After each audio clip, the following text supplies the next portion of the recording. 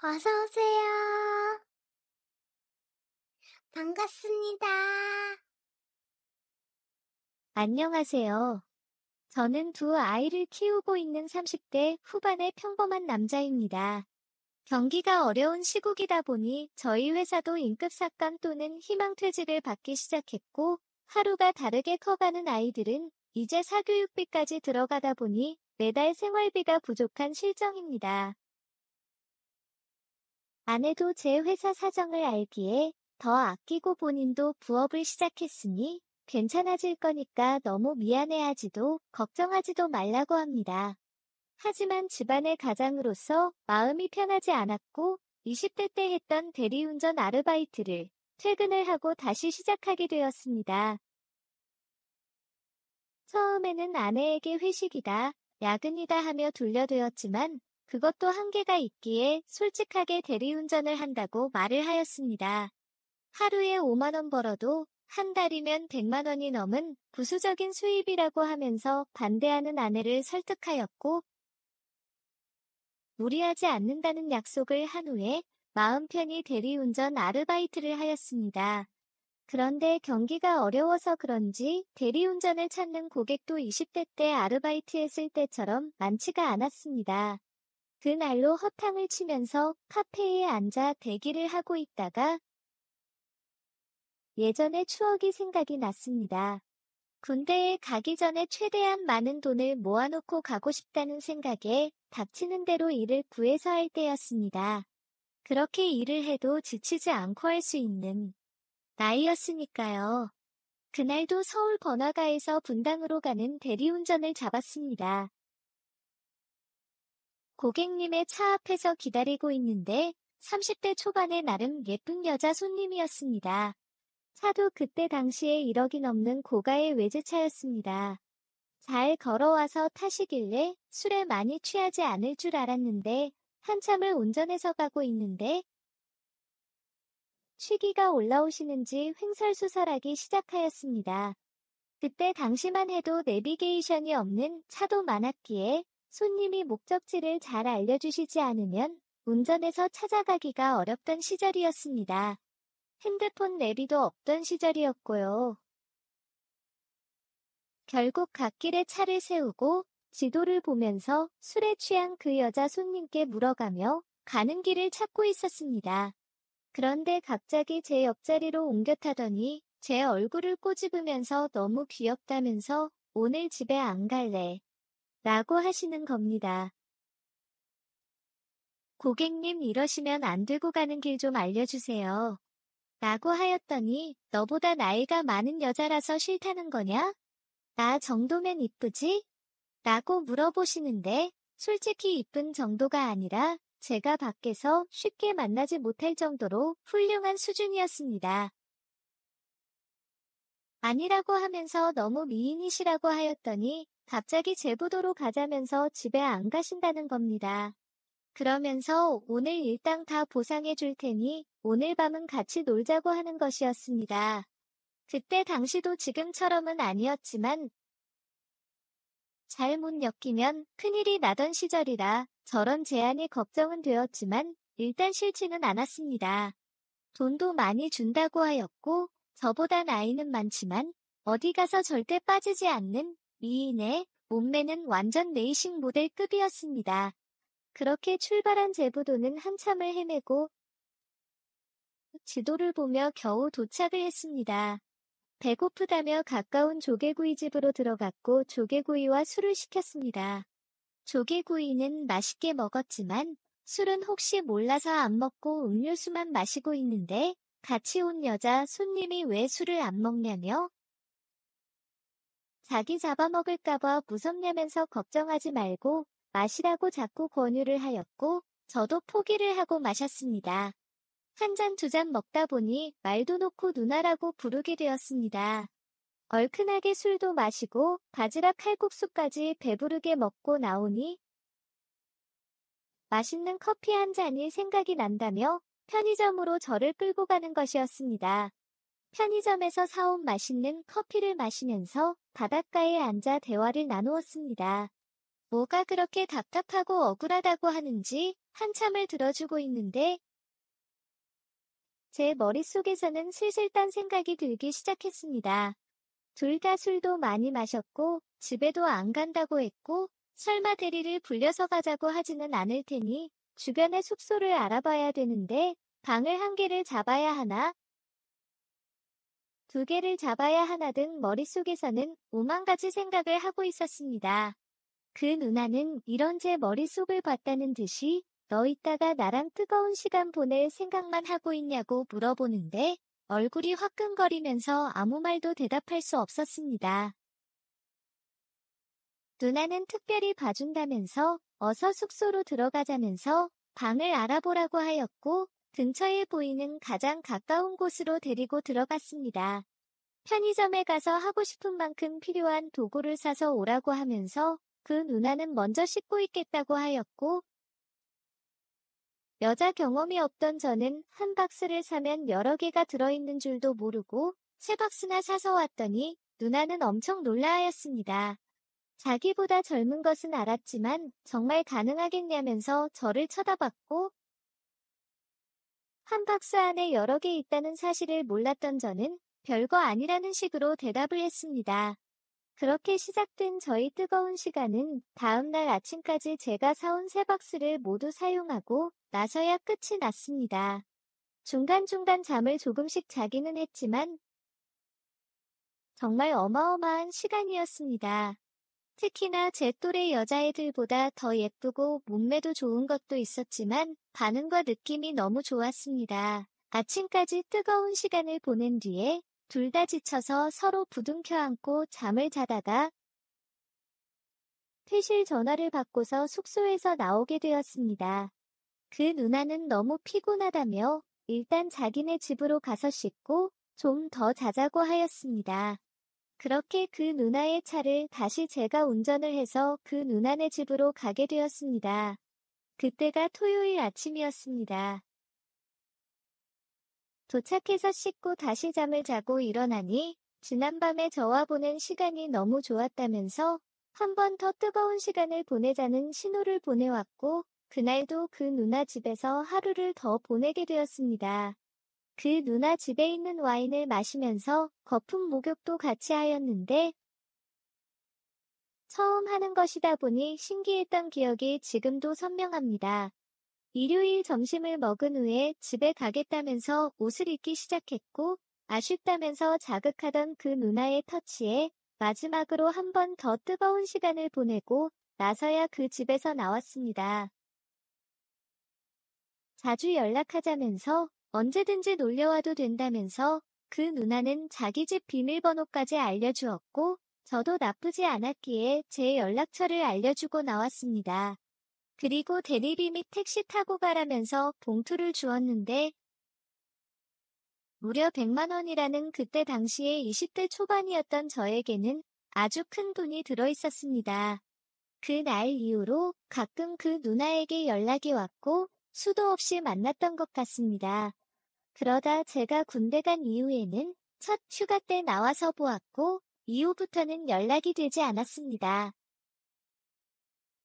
아마도 시집을 가서 저와 연락을 끊은 게 아닌가 나름의 추측을 해보았습니다.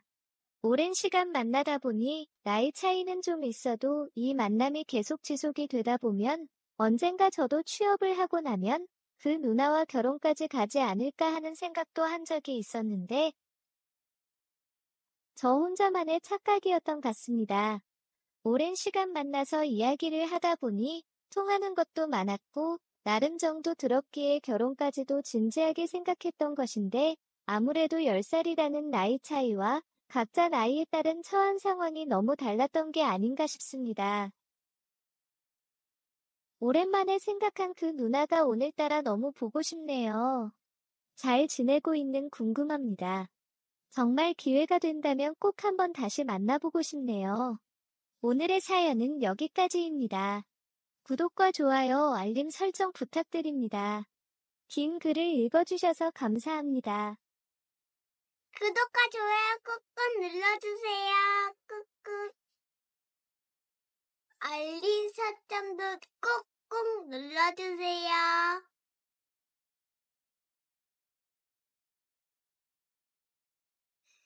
어서 오세요. 반갑습니다. 안녕하세요. 저는 결혼한 지 2년 되었고, 아이는 없는 31살 유부녀입니다. 남편과는 직장 문제로 결혼 첫 해부터 지금까지 따로 살고 있으며, 2주마다 보는 주말 부부입니다. 첫 해에는 매주 주말마다 제가 가거나 남편이 오거나 중간에 만나서 시간을 보냈지만, 차츰 시간이 지나면서 매주 주말마다 장거리를 오고 가며 만나는 것이 힘들어졌고, 결국 2주마다 만나는 주말 부부가 되었습니다. 그러다 보니 자연스럽게 친구 및 사람들을 자주 만나게 되었고, 유부녀이지만 남자친구도 생겼습니다.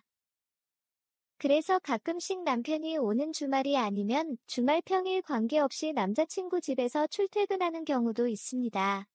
그날도 퇴근을 하고 몸도 외롭고 술 생각이 나서 남자친구 집으로 갔습니다. 남자친구는 저를 보자마자 진하게 입맞춤을 하였고, 우리는 씻지도 않은 채 서로를 뜨겁게 사랑을 나누었습니다. 한 차례 뜨거운 시간이 지난 뒤에 배달시킨 음식에 술을 마셨습니다. 이런저런 이야기를 나누면서 술을 마시다 보니 평소보다 많은 술을 마시게 되었습니다. 술 기운이 오르다 보니 점점 더 남자친구가 멋져 보였고 1차전보다 더 뜨거운 2차전을 보내고 있었습니다. 갑자기 누군가 현관문을 쾅쾅쾅 두드렸고 우리는 찾아올 사람도 배달시킨 것도 없다며 무시하고 계속 뜨거운 사랑을 나누었는데 더 강하게 현관문을 두드리는 것이었습니다. 그나마 옷을 입고 있던 제가 현관문을 가서 누구세요? 라고 불렸더니 아랫집이라면서 잠깐만 문 좀 열어보라고 하는 것이었습니다. 남자친구는 아랫집이면 빌라 주인이라면서 황급히 옷을 입고 와서는 현관문을 열었습니다. 현관문 앞에 남자가 서 있었습니다. 저는 깜짝 놀라서 황급히 얼굴을 가렸지만 저를 이미 알아본 것 같았습니다. 제가 남편과 결혼하기 전에 만나던 회사 선배였습니다. 회사 선배랑 만나던 중에 엄마가 소개팅을 잡아오셨습니다. 만나는 사람이 있다며 안 나가겠다고 하였지만 친구 아들인데 정말 괜찮다면서 한 번만 만나보고 결정하라며 엄마의 성화에 못 이겨나갔는데 정말 괜찮은 사람이었습니다. 소개팅에 나온 남자는 만나고 있던 회사 선배보다 대화도 잘 통하고 조건이나 외모도 훨씬 좋았습니다. 결국 반년 정도 연애하다가 결혼을 하였습니다. 물론 남편과 연애를 시작하면서 바로 회사 선배에게 헤어짐을 통보하였습니다. 저의 일방적인 통보에 헤어지는 것을 인정할 수 없다면서 제가 결혼하는 그날까지도 저한테 남편보다 더 잘하겠다면서 다시 돌아오라고 계속 저를 설득하였지만 저는 회사 선배를 매몰차게 거절을 하였습니다.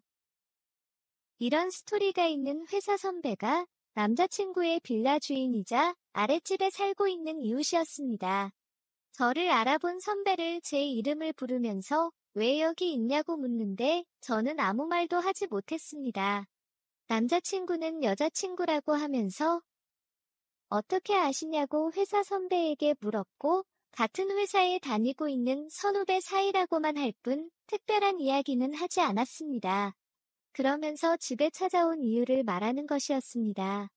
빌라에 살고 있는 다른 세입자들이 뜨거운 소리가 너무 심하게 난다면서 빌라 주인인 회사 선배에게 민원이 많이 들어온다면서 여러 명이 사는 공동주택이니 서로 조금만 조심해달라고 하였습니다. 그러면서 저와 눈을 마주친 다음에 회사 선배는 돌아갔습니다. 이 상황을 어떻게 수습해야 하나? 머릿속이 너무 복잡해지고 있는데 내일 회사에서 이야기하자며 회사 선배에게 메시지가 왔습니다.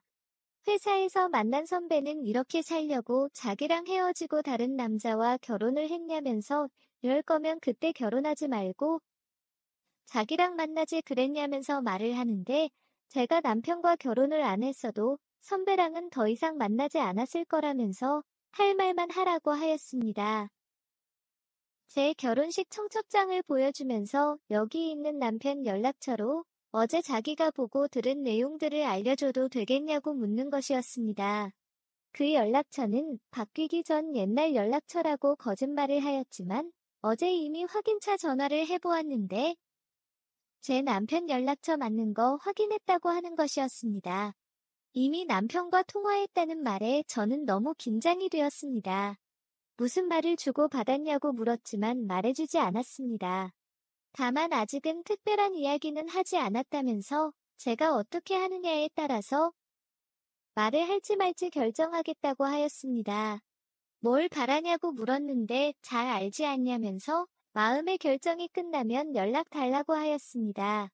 그날 그 회사 선배 차를 타고 회사 선배네 집으로 같이 갔습니다. 어제 윗집인 남자친구 집에서 했던 뜨거운 행위들을 회사 선배와 하기 시작했습니다. 남자친구랑 하듯이 강한 리액션을 요구하였고 빌라 전체에 들릴 정도로 소리를 질렀습니다.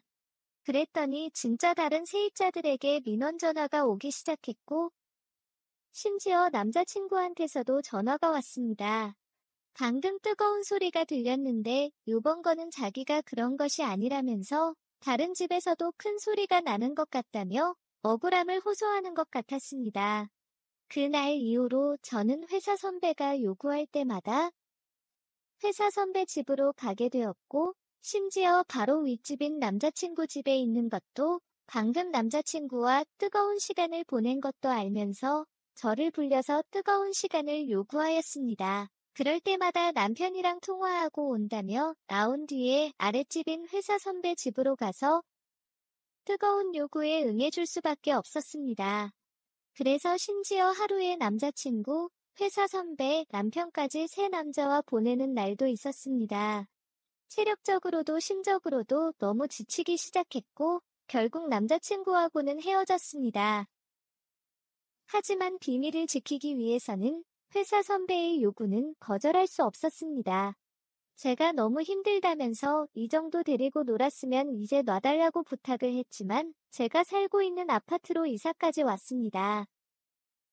남편의 연락처를 알고 있다는 것과 남자친구와 불륜 자료는 넘치게 많다는 것을 잊지 말라면서 어차피 주말 부부라서 평일에 남편도 없는데 까불지 말고 평일 밤마다 자기 집으로 오라고 하였습니다. 그렇게 지낸 지 반년이 넘어가고 있습니다. 점점 얼굴에 웃음기도 잃고 말라가는 저를 보면서 남편은 어디 아프거나 무슨 일이 있냐고 묻는데 아무 일도 없다면서 괜찮다고 하였습니다. 하지만 진실은 남편이 없는 밤마다 회사 선배에게 능욕적인 시간을 보내고 있습니다. 이 관계가 끝은 나긴 할까요? 회사를 그만두고 남편이 있는 곳으로 이사를 가는 것 외에는 정말 답이 없는 걸까요? 오늘의 사연은 여기까지입니다. 구독과 좋아요, 알림 설정 부탁드립니다. 긴 글을 읽어주셔서 감사합니다. 구독과 좋아요 꾹꾹 눌러주세요. 꾹꾹.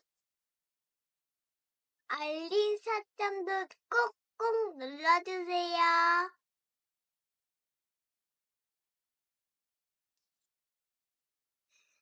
어서오세요.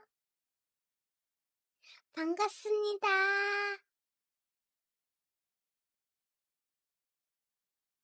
안녕하세요. 저는 이혼 준비 중인 미래의 돌싱녀입니다. 황당하고 어이없는 이 상황에 누구한테 하소연을 할 수도 없고, 이렇게 사연이라도 쓰지 않으면 미칠 것 같아서 보내게 되었습니다. 저에게는 초, 중, 고, 대학까지 같이 나온 절친이 있습니다. 그 절친도 결혼은 하였지만 남편이 배를 타다 보니 몇 개월씩 혼자서 지냅니다. 그래서 라이프 스타일이 다른 유부녀들과 달리 싱글과 비슷합니다. 게다가 아이도 없기에 더 자유롭게 지냅니다. 매일 아침이며 운동을 가고 오후에는 필라테스도 하기에 몸매 역시도 처녀 때보다 더 좋은 것 같습니다. 그래서 그런지 항상 주변에 남자가 많았고 외롭다는 핑계로 결혼을 하였음에도 남자친구가 항상 있었습니다. 10살이나 어린 연하도 있었고 같은 고등학교 동창도 있었습니다. 그래도 몇 개월 만나다 헤어지고 얼마 지나지 않아 다른 남자친구가 생기곤 하였습니다. 그런데 몇 개월 전에 만나서 커피를 한잔 하는데 요번에 만난 남자친구들은 지금까지 만난 남자들과 달리 특별하다며 헤어지기 싫다고 하는 것이었습니다. 얼마나 특별한 남자길래 그러냐고 물었더니 자상하고 매너도 좋지만 특히 속궁합이 너무 잘 맞는다고 하였습니다. 아무리 운동 및 관리를 하여도 한두 번 하고 나면 지쳐서 잠이 드는데 이번 남자친구는 너무 좋아서 시간 가는지도 모르겠다고 끝나자마자 또 하고 싶어진다고 하였습니다. 그게 가능한 거냐고 물었더니 가능하다며 저한테는 그런 적이 없냐고 친구가 역으로 물었습니다. 그래서 제가 남편이랑 한 달에 한 번 관계 갖기도 힘들다며 맨날 잠만 잔다고 하였습니다. 암튼 친구한테 어쩔 거냐고 그래도 헤어져야 되지 않겠냐고 물었더니 그렇긴 하지만 지금은 그러고 싶지 않다고 하였습니다. 그렇게 남자친구에 관해서 이야기를 나누다가 헤어졌습니다. 그리고 얼마 후 회사에서 일을 하고 있는데 큰일 났다며 전화를 달라고 문자가 왔습니다. 바로 전화를 걸었더니 2달 뒤에 남편이 돌아오는데 그 남자친구의 아이를 임신하였다는 것이었습니다. 피임을 한다고 하였는데 임신이 되었다는 것이었습니다. 아이를 지어야 하는데 남자친구가 3대 독자이고 남자친구도 유부남인데 본터 사이에 아이가 없어서 지우고 싶지 않다고 하였습니다. 게다가 친구도 안 지우고 낳고 싶은 것 같았습니다. 그래서 친구는 남편이랑 이혼하고 싶다는 것이었습니다. 그러면서 이야기가 길어지길래 퇴근하고 친구네 집으로 가겠다고 하였습니다. 하지만 회사에 급한 일이 생기면서 늦어질 것 같아서 오늘은 못 갈 것 같으니 다음에 가겠다고 친구한테 문자를 보냈습니다. 그래도 친한 친구의 큰 문제이기에 하루 종일 일에 집중도 안 되고 덩달아 정신도 없었습니다. 그렇게 반쯤 정신을 놓고 근무를 하고 있는데 전염병으로 인해서 사무실을 방역해야 한다며 모두 퇴근하라는 것이었습니다. 너무 잘 되었다고 생각하고 간단한 간식을 사들고 친구네 집으로 갔습니다.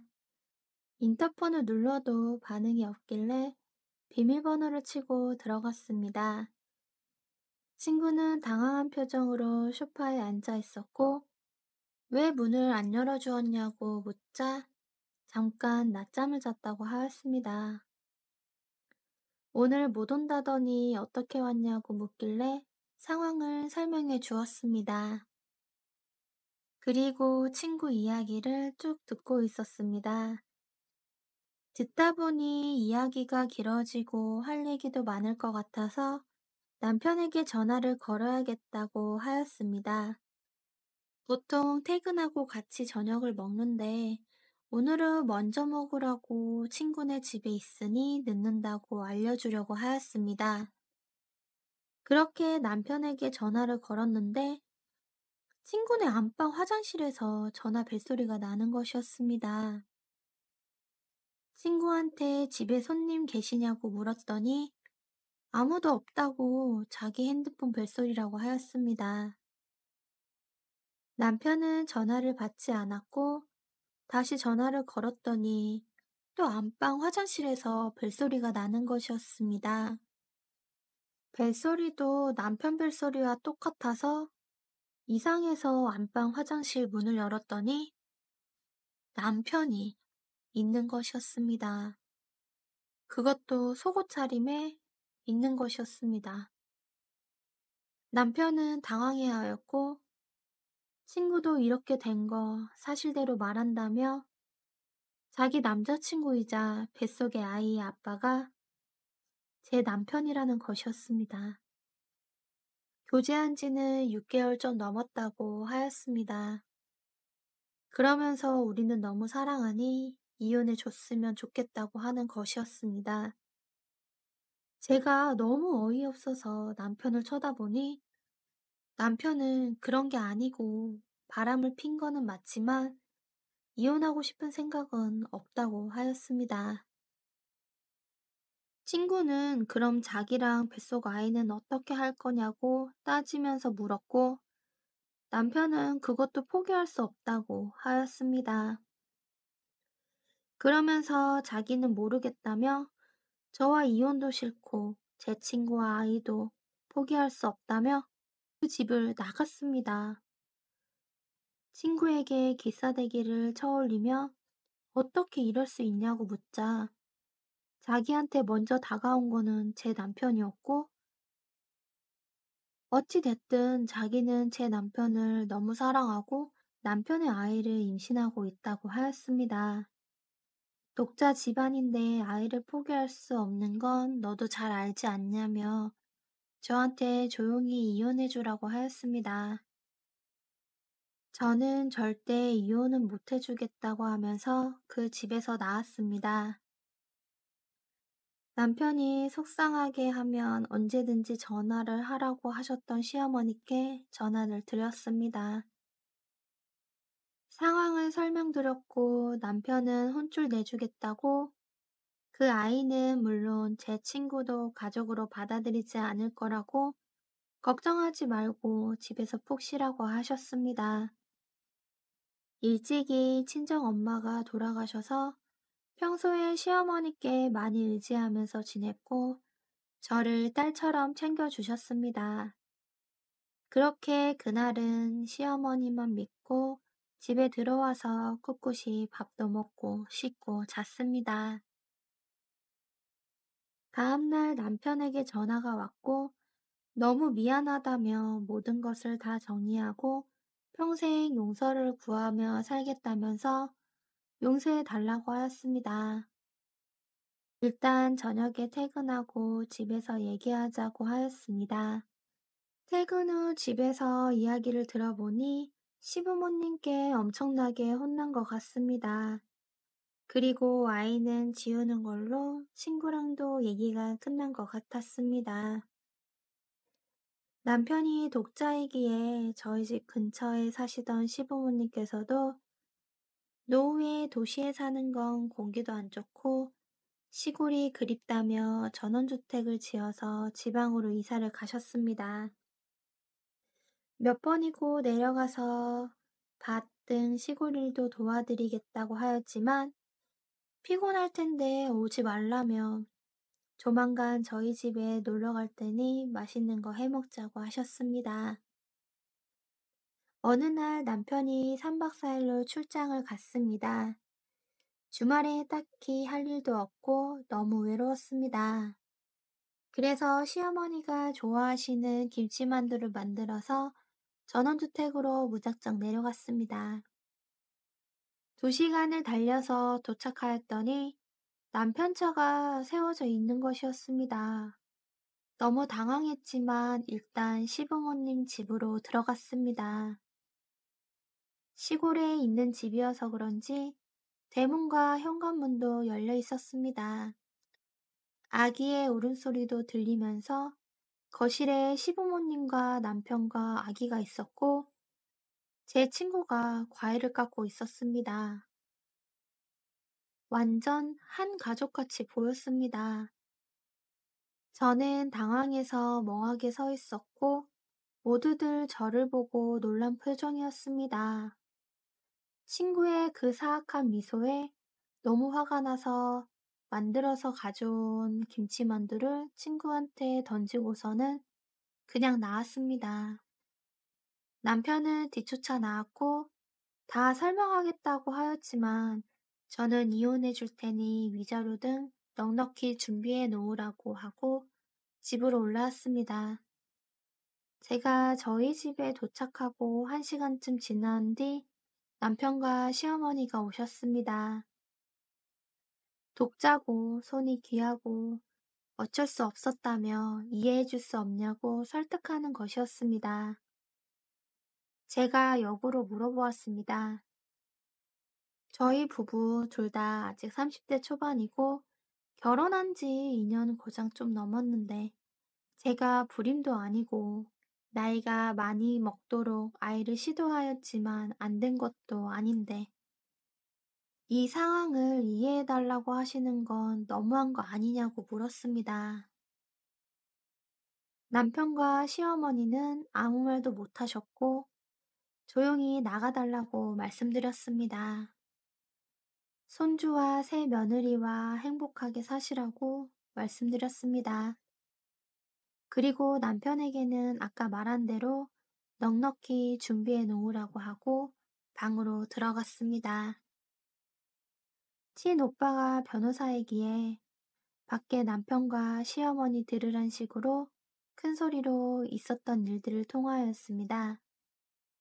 친오빠가 당장 달려왔고 저를 데리고 오빠네 집으로 데리고 갔습니다.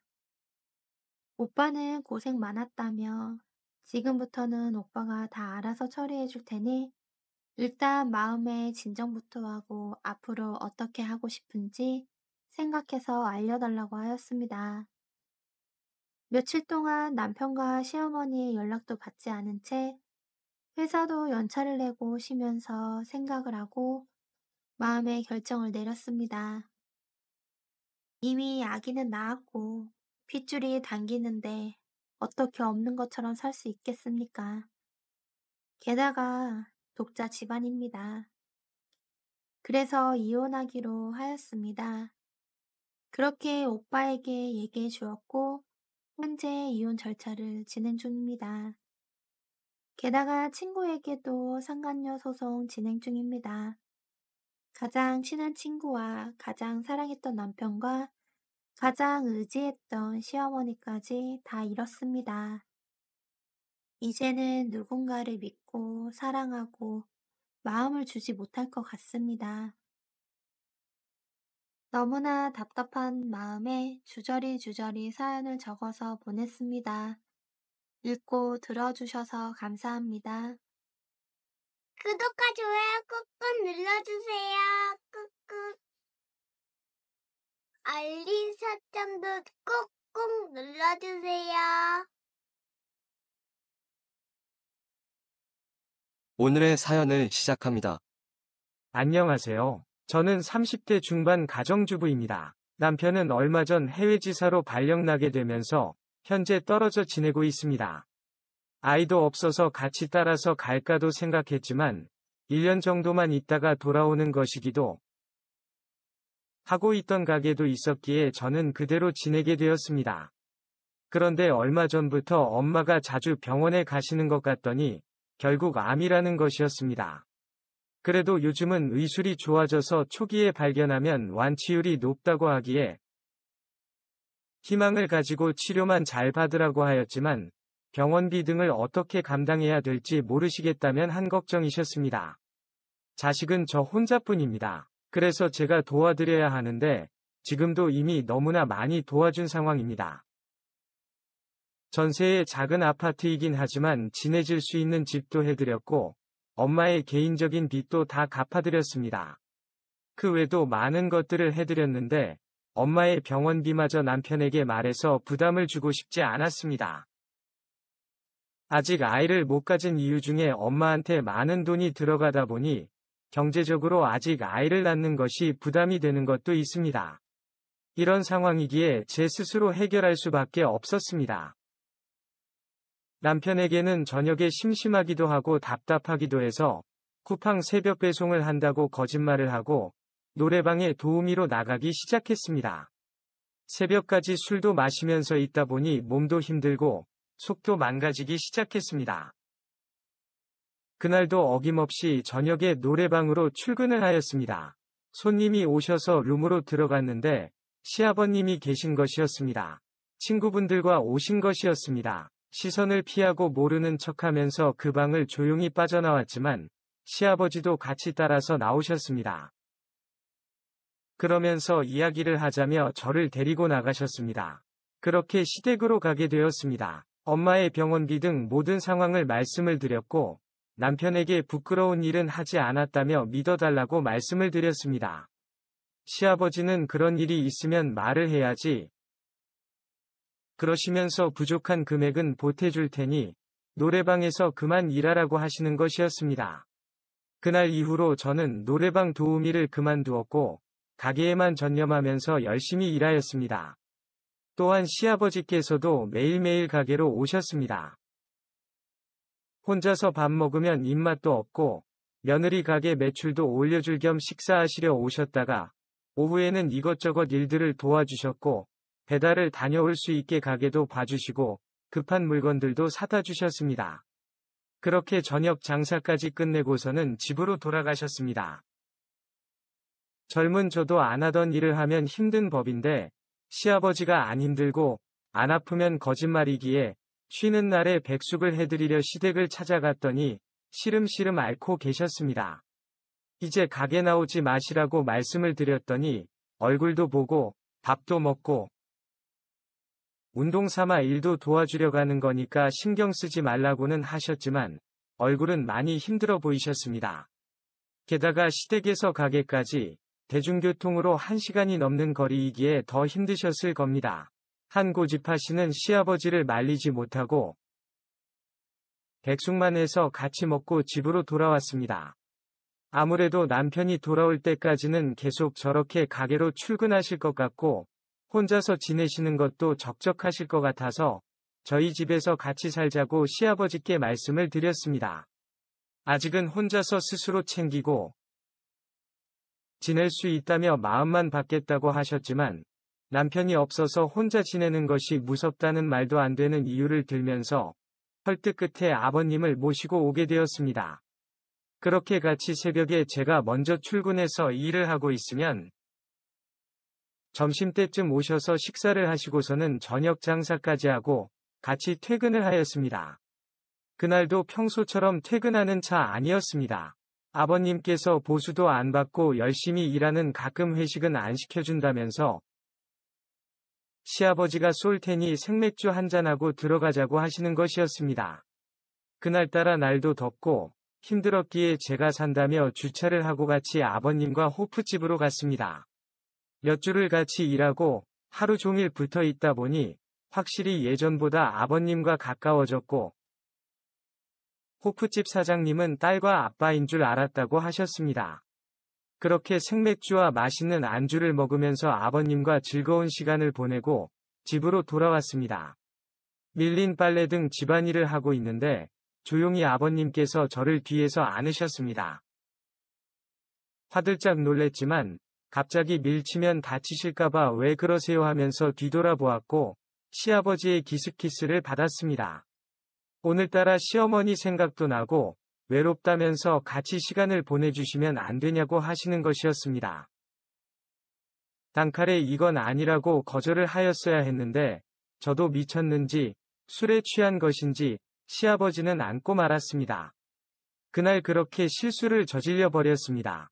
다음날 아침에 일어나서 다시는 이런 일은 없을 거라고 말씀을 드렸고 시아버지께서도 저한테 큰 실수를 저질렀다며 미안하다고 사과를 하셨습니다.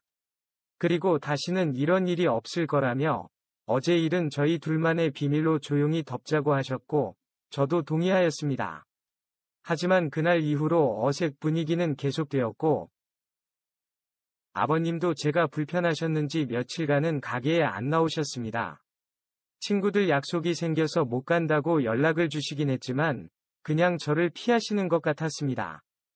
결국 제가 먼저 아버님께 말을 꺼냈고 서로가 서로에게 한 실수이고 서로 조용히 덮기로 하였으니 너무 어려워하시거나 불편해하지 않으셨으면 좋겠다고 말씀을 드렸습니다. 시아버지께서도 알았다고 하시면서 조용히 방으로 들어가셨습니다. 저도 정리를 하고 방에 들어와서 영화를 보다가 잠이 들었습니다. 그런데 자꾸 옷이 올라가지는 것이 느껴져서 눈을 떠보니 시아버지가 바로 앞에 계셨습니다. 놀래서 저도 모르게 밀쳤지만 주책이고 미친 짓이라는 것을 잘 알지만 제 몸이 자꾸 생각이 나고 잊을 수가 없어서 또 왔다는 것이었습니다. 하지만 그건 저도 마찬가지였습니다. 남편이 없이 혼자 지낸 기간이 길어서 그런 건지는 잘 모르겠으나 저 역시도 잊을 수가 없었습니다. 결국 저도 시아버지의 터치를 뿌리치지 못하고 받아들였습니다. 그리고 사실 좋았습니다. 죄를 짓는 것도 처음이 어려울 뿐 그 후로는 쉬웠습니다. 남편에게 미안한 마음도 이러면 안 된다는 죄책감도 처음에만 있었을 뿐 어느 정도 시간이 지나니 아무렇지도 않았습니다. 그렇게 거침없이 지내다 보니 결국 사고가 터졌습니다. 제가 시아버지의 아이를 가지게 되었습니다. 조심한다고 하였는데 임신이 된 것이었습니다. 남편 모르게 아이를 지우겠다고 하였지만 시아버지는 반대를 하셨고 남편과 이혼을 요구하셨습니다. 그리고 저와 결혼을 하자고 하시는 것이었습니다. 저도 시아버지의 그런 마음을 어느 정도 눈치를 채고 있었지만 그래도 제가 며느리이기에 거기까지는 안 갈 거라고 생각했는데 결국 터지지 말아야 할 것이 터져버렸습니다. 저에게 충분하게 생각할 시간을 주신다고 하셨지만 며칠이 지나서 남편에게 있었던 모든 일들을 이야기하셨습니다. 남편에게 전화가 왔고 내일 한국으로 돌아갈 테니 당장 아기를 지울 준비하고 있으라고 소리쳤습니다. 그러면서 아무리 외로웠어도 다른 남자랑 바람을 피웠어야지. 왜 하필 시아버지랑 바람을 피면 어떡하냐면서 모든 것을 덮어줄 테니 마음의 정리를 하라는 것이었습니다. 하지만 저도 이제 남편보다 시아버지에게 더 마음이 갑니다. 그래서 솔직하게 제 마음을 남편에게 이야기를 하였더니 정말 모두 다 미쳤다면서 전화를 끊었습니다. 아내 뱃속에 있는 아기가 내 자식이 아니라 배다른 동생이고 아내가 새엄마로 된다는 것이 말이 되냐며 장문의 메시지를 보냈지만 저에게는 이미 의미 없는 내용들이었습니다. 시아버지는 남편에게 너무 미안하게 되었다며 이해해달라고 하였지만 현재까지 아무것도 진행되지 못하고 연락도 되지 않습니다. 그저 뱃속의 아이만 하루가 다르게 커가고 있습니다. 욕먹을 각오하고 답답한 마음을 풀어봅니다. 오늘의 사연은 여기까지입니다. 구독과 좋아요, 알림 설정 부탁드립니다. 긴 글을 읽어주셔서 감사합니다. 구독과 좋아요 꾹꾹 눌러주세요. 꾹꾹. 알림 설정도 꾹꾹 눌러주세요.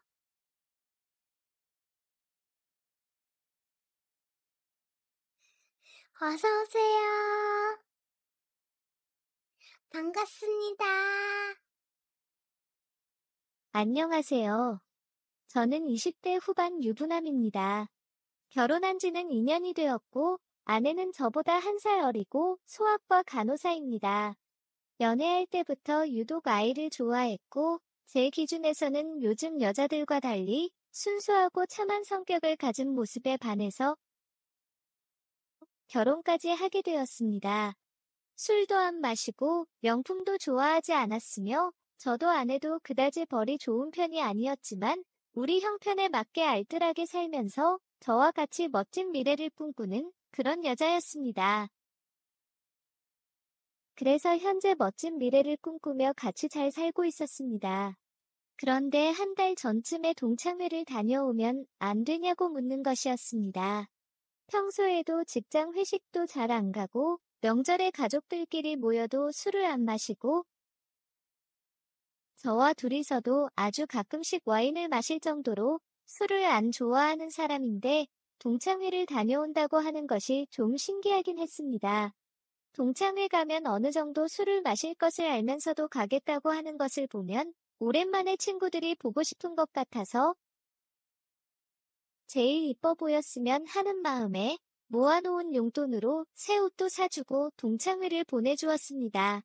중간중간 메시지를 보내면서 연락을 하더니 밤 11시가 넘어가면서부터는 연락이 없었습니다. 걱정이 되기는 했지만 아내를 믿었기에 연락을 하지 않고 기다렸습니다.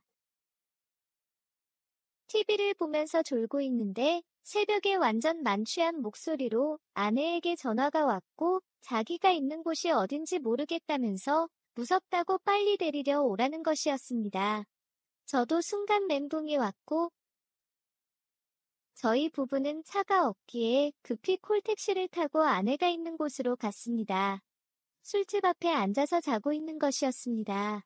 그런 아내를 얻고 택시를 잡으려고 하는데 완전 취한 사람을 태우려는 택시는 없었고 새벽 시간과 시외할 쯤까지 되는 택시 요금을 생각하면 근처 모텔에서 잠을 자고 매일 집에 가는 것과 다를 것이 없었습니다. 아내와 연애할 때도 안 가봤던 모텔을 그날 처음으로 들어가게 되었습니다. 침대에 아내를 눕히고 나니 긴장도 풀리고 새벽부터 고생을 해서 그런가 배도 고팠습니다. 편의점에서 간단한 안주거리와 맥주를 사서 왔습니다. TV를 보면서 맥주를 마시고 있는데 갑자기 벌떡 일어나더니 실실거리면서 웃는 것이었습니다. 그때까지만 해도 얼마나 귀엽던지 양쪽 볼을 꼬집어주며 뽀뽀를 하였습니다. 아내는 역시 자기를 데리러 올 줄 알았다면서 고맙다고 말을 하는데 제가 아닌 다른 남자의 이름을 부르는 것이었습니다. 나이가 있으니 제가 아닌 다른 남자와 연애 경험도 있었을 것이고 술도 많이 취했기에 이해는 되지만 조금은 섭섭했습니다. 적당히 재우려고 하였지만 자꾸 저를 보며 다른 남자의 이름을 부르며 안기기 시작했고 결국에는 관계까지 가지게 되었습니다. 약간 보수적인 성격에 그다지 욕구 높은 편이 아닌 아내였기에 평소에도 부부관계를 자주 가지지 않았습니다. 한 달에 2번 정도 부부관계를 가지는 편인데 술김에 다른 남자 이름까지 부르는 아내와 하는 부부관계는 그다지 즐겁지 않았습니다. 평소에 집에서 가지는 부부관계에서는 수동적이며 가만히 있고 소리를 내지 않던 아내가 여러 자세를 하면서 옆방까지 들릴 정도로 소리를 질려대는데 완전 프로 전문가 같았습니다. 중간중간에 저보고 욕해달라고 하면서 말을 하는데 진짜 그 상황에서 욕을 하고 싶었습니다. 임신 가임기가 아니니 피임을 하지 않겠다고 했더니 자기를 또 임신시킬 거냐면서 마음대로 하라고 하는데 정말 머리끝까지 화가 났습니다. 이미 만취해서 본인이 무슨 말을 하는지 모르는 사람한테 화를 낸들 의미도 없고 다음날 어제를 기억나는지 물었더니 아무것도 기억나지 않는다면서 숙취로 힘들다고만 하였습니다.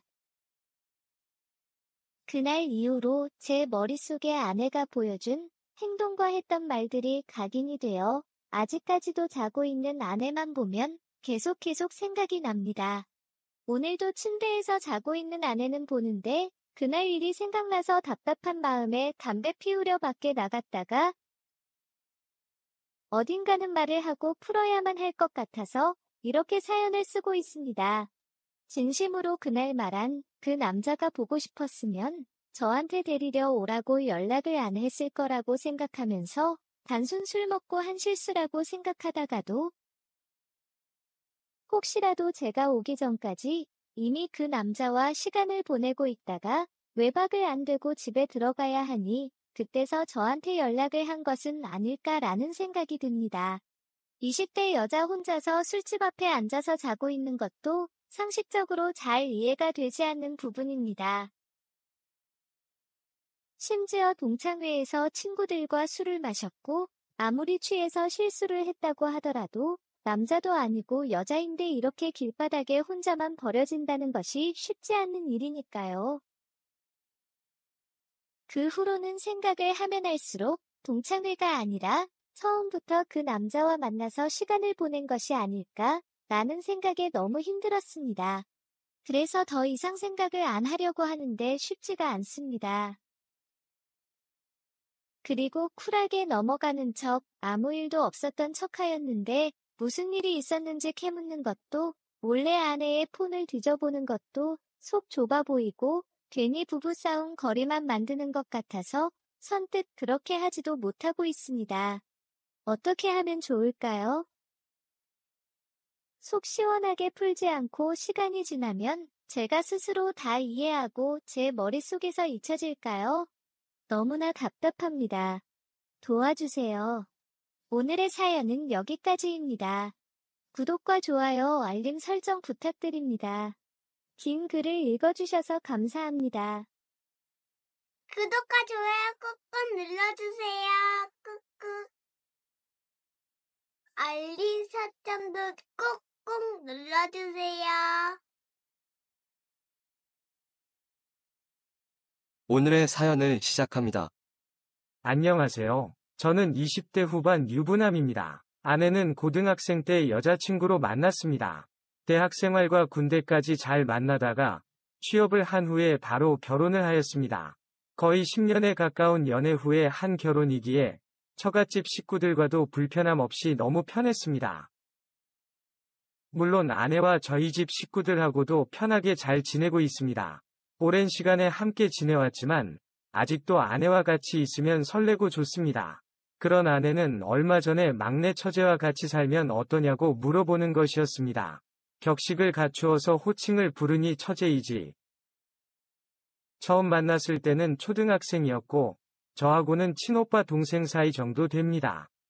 그래서 무슨 일이 있냐고 물었더니 현재 학교 근처에서 원룸을 구해서 자취를 하고 있는데 무섭기도 하고 외롭기도 해서 힘들어한다는 것이었습니다. 아무래도 지방에서 올라와서 혼자 지내다 보니 그런 마음이 드는 것이 이해가 되었습니다. 저는 막내 처제와 같이 지내도 좋다고 하였습니다. 그리고 얼마 지나지 않아 처제는 저희 집으로 이사를 오게 되었습니다. 얼마 전까지만 해도 코흘리게 초등학생이었는데 결혼식 할 때만 해도 고등학생이라서 그냥 학생으로만 보였는데 이제는 20살이 되어서 그런지 제법 아가씨로 보였습니다. 첫날은 환영 파티 겸 해서 같이 치킨에 맥주로 즐거운 시간을 보냈습니다. 역시 대학 생활을 시작하는 신입생이다 보니 처제는 얼굴 보기 힘들 정도로 바빴습니다. 그래서 그럭저럭 남들처럼 평범하게 대학 생활을 잘하고 있는 줄 알았습니다. 가끔 얼굴이라도 보는 날이면 반가워서 얼마 되지는 않지만 용돈도 주고 그랬습니다. 물론 그때마다 고마워하면서 엄청 좋아했습니다. 그런데 몇 개월쯤 지나서 아내가 회사 앞으로 왔다길래 오랜만에 둘이서 데이트하나 싶어서 신나는 마음으로 내려갔지만 아내가 걱정이 가득 찬 얼굴로 회사 앞에서 서 있었습니다. 회사에서 무슨 일이 있었냐고 물었더니 막내 처제 때문에 속상해서 미치겠다며 보자마자 우는 것이었습니다. 너무 놀라서 일단 데리고 근처 카페로 들어갔습니다. 신용카드 및 개인적으로 지인들에게 돈을 밀려서 명품을 몇 개 샀다는 것이었습니다. 그 말에 별 대수롭지 않게 좋아하고 관심이 있으면 한두 개 살 수도 있지 너무 걱정하지 말라는 식으로 대답을 하였더니 그 금액이 4천만 원이 넘는다는 것이었습니다. 처제가 알바를 하면서 그것을 갚아보려고 하였으나 그것이 잘 되지 않자 장인장모님이 알게 되셨고 그러면서 아내까지 알게 된 것이었습니다. 원룸 전세보증금 받은 걸로 일단 해결을 하고 앞으로 본인이 능력이 생기기 전까지는 그러지 말아야지라고 하였더니 전세보증금으로 갚고 남은 돈이 4천만 원이라는 것이었습니다. 그렇게 비싼 명품들이 있는지 그날 처음 알았습니다. 결국 전세보증금으로 빼서 빚을 일부라고 갚아야 하니 아내에게 처제가 힘들다는 연기를 하면서 저희 집으로 들어온 것이었습니다. 제 동생 같았으면 벌써 매와 사랑으로 인성을 다듬어 주었겠지만 결혼 선배님들이 절대 배우자들의 가족 문제에 대해서는 비판 같은 부정적인 평가를 하지 말라고 하셨기에 그냥 조용히 하고 있을 수밖에 없었습니다. 다만 아직도 갚아야 할 금액이 적지 않기에 처갓집의 일부를 보태드려야 하나 생각이 들었습니다. 그렇게 그날은 아내를 달래주면 집으로 들어갔습니다. 아무래도 그런 기분과 분위기에서는 데이트를 말도 안 되는 것이니까요. 하지만 다음날 아침 회사에서 저에게도 문제가 생겼습니다. 정말 일도 상상하지 못했던 문제였습니다. 회사에서 발급해준 법인카드 사용 내역이 문제였습니다. 담당 파트장님께서 법인카드 관련해서 하실 말씀이 있다며 부르셨고, 알만한 친구가 법인카드로 이렇게 백화점에서 마구 쓰면 어떡하냐고 하시는 것이었습니다. 저는 요번 달에 한 번도 사용한 적이 없다고 하였지만, 전산에는 이미 사용 내역이 찍혀 있었습니다. 다급히 지갑에서 법인카드를 찾았지만 없었습니다. 급하게 분실 신고를 하고 사용된 매장에 가서 CCTV를 보여달라고 하였지만 개인정보를 거론하며 보여주지 않았습니다. 회사로 돌아가서 여러 장의 경위서를 쓰고 그날은 바로 퇴근했습니다. 집에 들어왔는데 처제방 주변에 오늘 갔었던 매장의 로고가 찍힌 쇼핑백들을 보았고 들어가서 영수증과 택을 확인해보니 법인카드와 사용금액들이 같았습니다. 바로 들고 가서 환불을 요청하였지만 한 개만 할 수 있었고 나머지는 택도 뜯었고 이미 오염 및 사용 흔적이 있어서 안 된다고 하였습니다. 나름 사정을 말해보았지만 역시나 환불은 되지 않았습니다. 남은 것들을 가지고 집에 들어가니 처제는 자기 물건이 없어졌다며 난리를 피우고 있었고 아내는 한숨만 쉬고 있었습니다. 그런데 제가 그 물건들을 가지고 들어오자 처제는 저한테 자기 물건들을 함부로 가지고 나가면 어떡하냐며 화를 내었고 저도 모르게 따귀를 때렸습니다. 아내는 놀라서 왜 그러냐며 저를 말렸고 저는 처제가 내 지갑에서 카드를 훔쳐서 이 상황에 명품 쇼핑을 했다고 말을 하였습니다. 아내도 처제한테 며칠 전에 똑같은 일을 겪었다고 말을 하였습니다.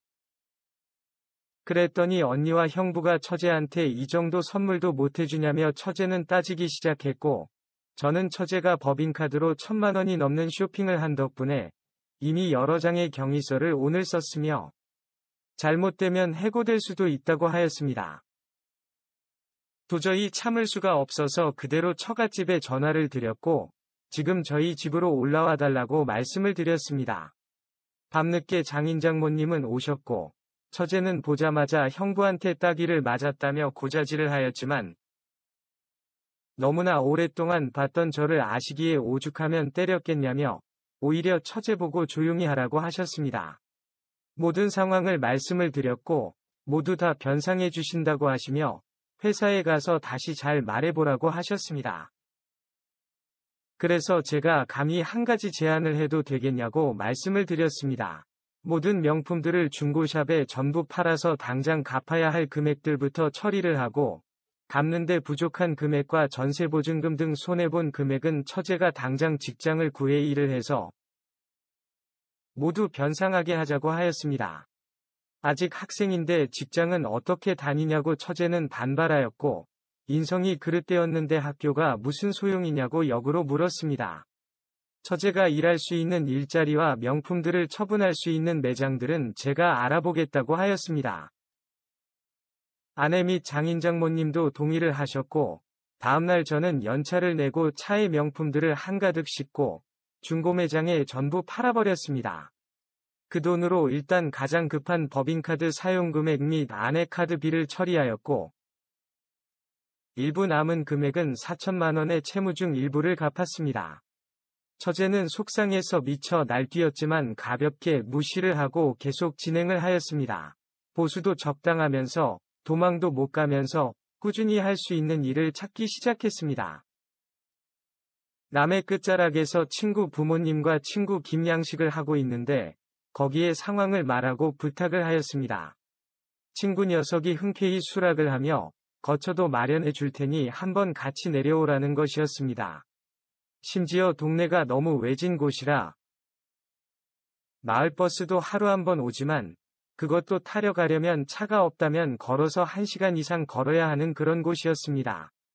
아내와 장인장모님께 말씀을 드렸고 걱정은 하셨지만 믿을 만한 친구고 처제와 비슷한 또래의 친구 여동생도 있으니 아마 잘 적응하고 지낼 것 같다고 하였습니다. 허락을 받고 며칠 뒤에 가족여행 가자며 처제와 장인장모님을 모시고 그 친구네 집으로 갔습니다.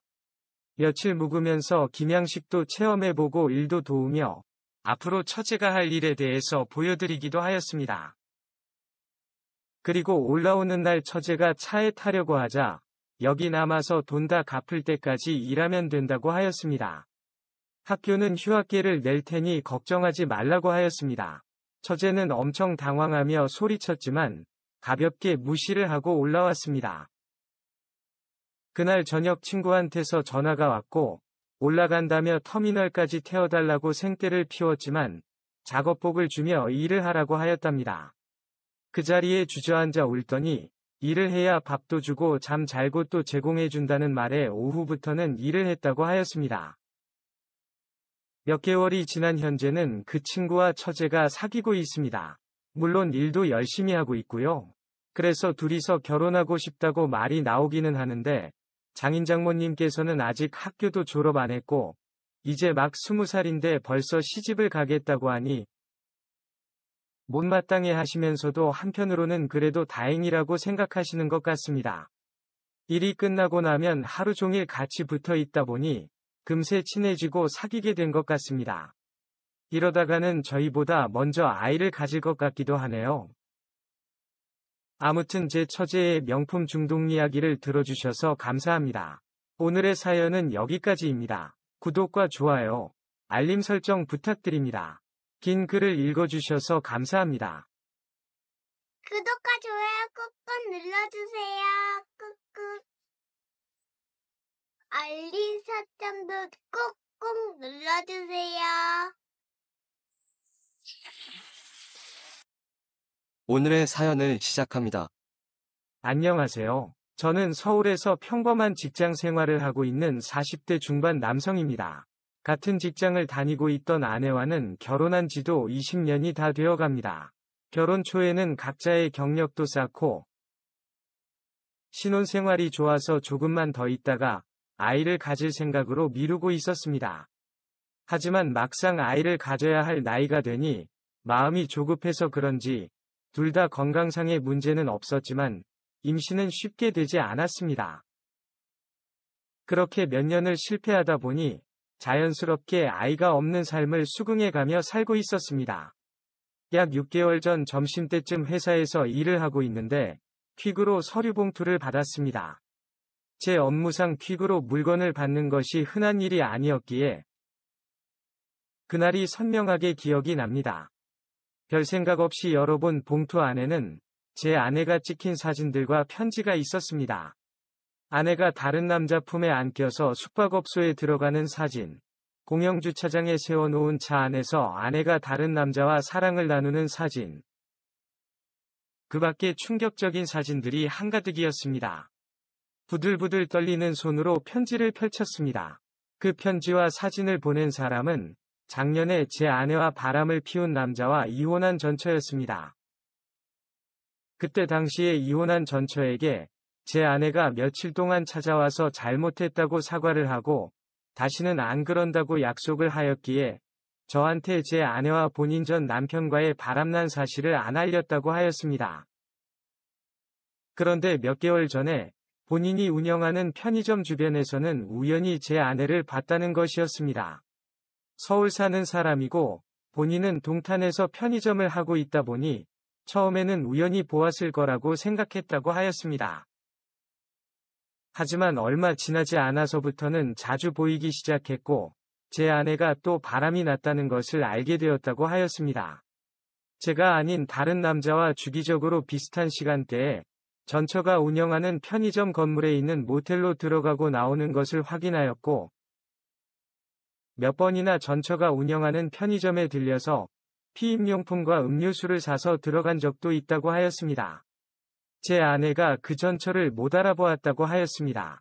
역시나 사람은 쉽게 안 변한다면서 무시하고 그냥 모른 척하려고 하였지만 제가 너무 불쌍해서 자기가 모은 사진과 자료를 넘긴다면서 저에게 보낸 것이었습니다. 작년에 있었던 사건에 대한 모든 자료와 제 아내의 반성문, 합의금 지불이행 각서도 있었고 심지어 지금 제 아내가 만나고 있는 남자의 명함도 들어 있었습니다. 그날 저녁도 아내는 거래처와 선약이 있다며 늦는다고 저 먼저 퇴근하라고 하였고 정말 꾹꾹 참고 아무런 티도 내지 않은 채 집으로 들어왔습니다. 그리고 속으로 수백 번이 생각을 정리하면서 아내를 기다렸습니다. 새벽 2시가 넘어서 아내는 집으로 들어왔습니다. 잠깐 앉아서 이야기 좀 하자고 하였더니 늦게까지 일하고 왔는데 내일 이야기하자는 것이었습니다.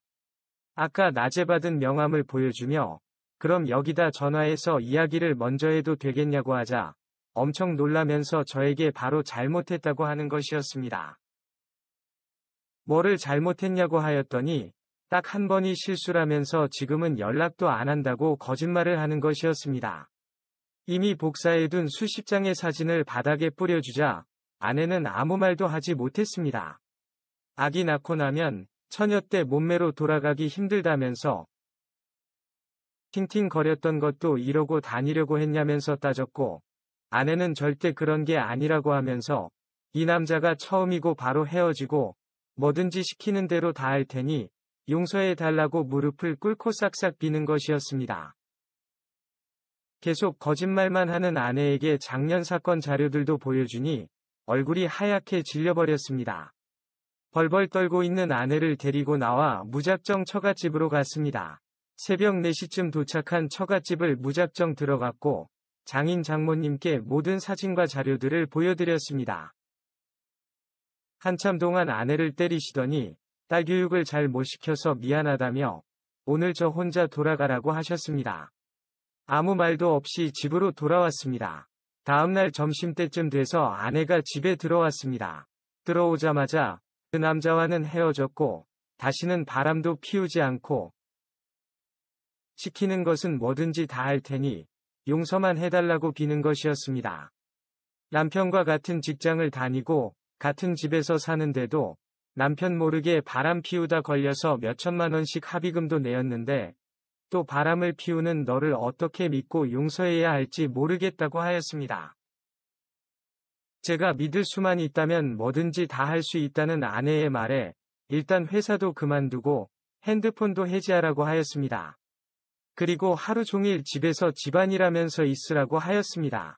아내는 단 1초의 망설일도 없이 그렇게 하겠다고 하였고 다음 주에 바로 사직서를 제출하였고 핸드폰도 없애버렸습니다.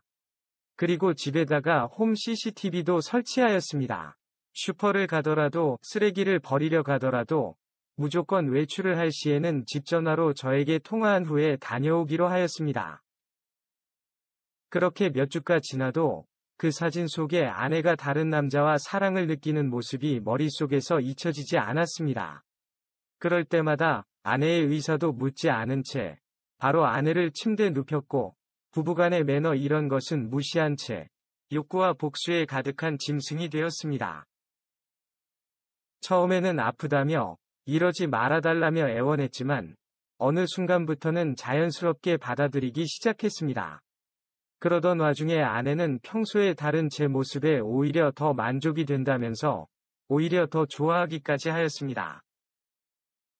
그럴수록 저는 속으로 더 화가 나기 시작했습니다. 그렇게 몇 개월을 참고 나름 노력도 해보았지만 도저히 아내와 같이 살 수가 없었습니다. 한참을 고민 끝에 아내에게 이혼을 말하였습니다.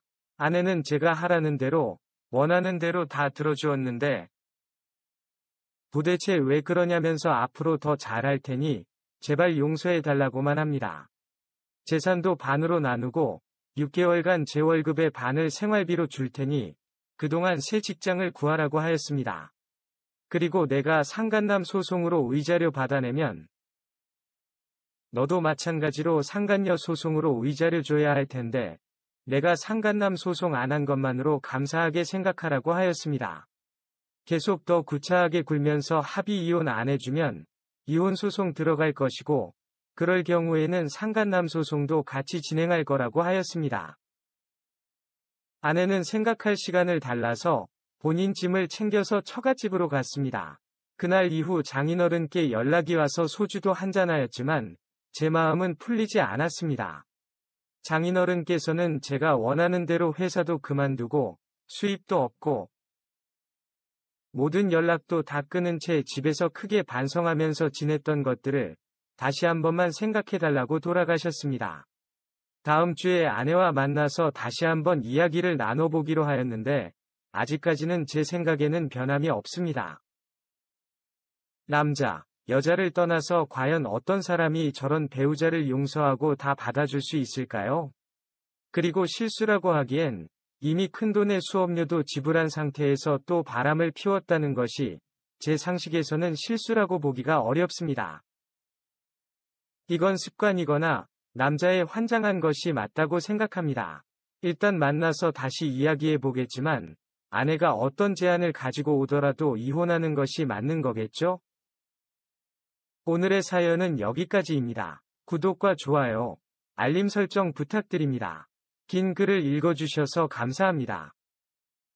구독과 좋아요 꾹꾹 눌러주세요. 꾹꾹. 알림 설정도 꾹꾹 눌러주세요.